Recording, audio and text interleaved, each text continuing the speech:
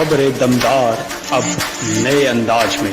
हरियाणा की हर छोटी बड़ी खबरें नहीं छूटेगी कोई खबर वही जो सीधा हो आपसे ताल्लुकात। खबर होगी सीधे आपके मोबाइल फोन पर।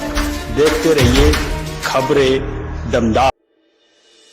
अवतार सिंह भड़ाना ने एक बार फिर प्रेस कॉन्फ्रेंस कर ये दर्शा दिया कि वो किसान हितों में किस तरह और किस जज्बे के साथ खड़े हैं। आज उन्होंने प्रेस कॉन्फ्रेंस कर ये बताया कि किस तरह 26 जनवरी को किसान अपना एक परचम लहराने वाले हैं और किस तरह वो भारत सरकार से अपने हकों की एक लड़ाई को अंजाम देने वाले हैं। उन्होंने कहा कि भारत सरकार से वो विनती भी करते हैं और अपील भी करते हैं कि किसानों की बातों को मान लिया जाए और किसान अपना संतुष्ट होकर अपने घर चले जाएं। साथ ही उन्होंने कहा कि 26 जनवरी को किसानों को एक आज़ाद करने का काम भी किया जाए। आपको बता दें, उन्होंने मौजूदा एमपी और एमएलए पर सीधा निशाना साधते हुए कहा कि वो सत्ता के मोह को त्याग कर आज किसानों के साथ खड़े हों और किसानों की हकों की लड़ाई में उनका साथ भी दें। किसान जब खुशहाल होगा तब ही देश खुशहाल होगा। आपको बता दें, उन्होंने ये भी कहा कि कहीं ना कहीं अडानी और अंबानी किसानों की एक ज़मीन को जब्त करने में लगे हैं। साथ ही उन्होंने सीधा निशाना साधते हुए कहा कि अडानी और अंबानी किसानों को कभी ना कभी परेशान जरूर करेंगे। उन्होंने कहा कि ये कानून वापस हों तो किसान खुश भी होंगे और किसान खुशहाल होंगे तभी देश खुशहाल होगा।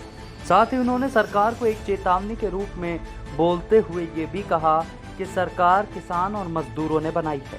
अगर सरकार आज नहीं मानी तो किसान और मजदूर जो बनाने वाले हैं वो बिगाड़ भी सकते हैं, यानी कि जो उठाने वाले हैं वो गिरा भी सकते हैं।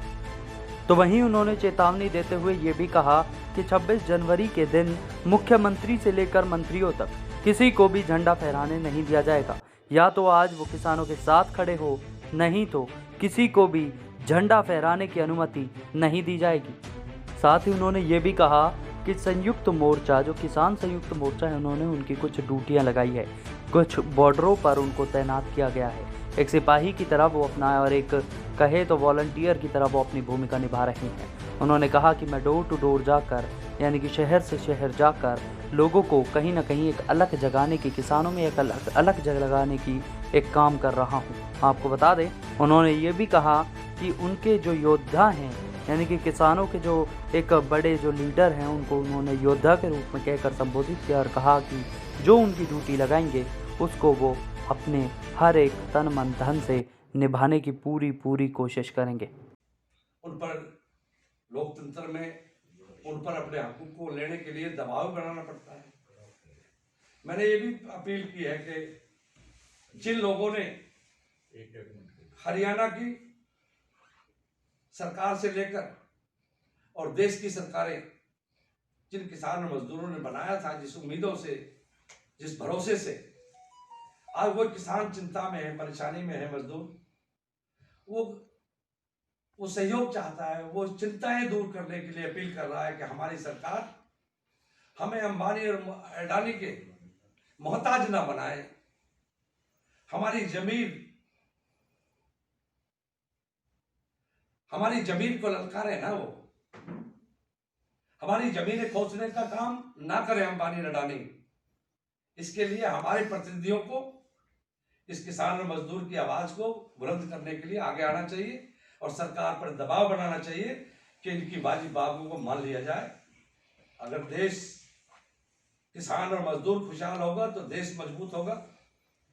अगर किसान मजदूर ही कमजोर पड़ जाएगा इन अंबानी और अडानियों के सामने, तो कैसे खुशहाल रह सकता है ये देश और कैसे मजबूत कर सकता है। बेहद चिंता की बात है कि आज लोग हमारे इस संगठन को, इसे अपनी आवाज को कुचलना चाहते हैं, दबाना चाहते हैं। वो शायद ये भूल गए हैं कि इन्होंने तुम्हें यहाँ भेजा है, इस पार्लियामेंट में, विधानसभाओं में, और इस सरकार और सत्ता तक पहुंचाने का काम इन्हीं किसानों और मजदूरों ने किया है। आज उनको चाहिए कि वो खड़े हों, जो पार्लियामेंट में आवाज उठानी चाहिए और सरकार। खबरें दमदार अब नए अंदाज में।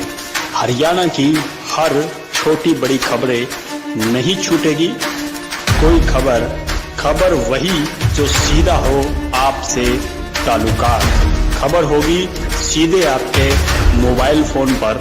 देखते रहिए खबरें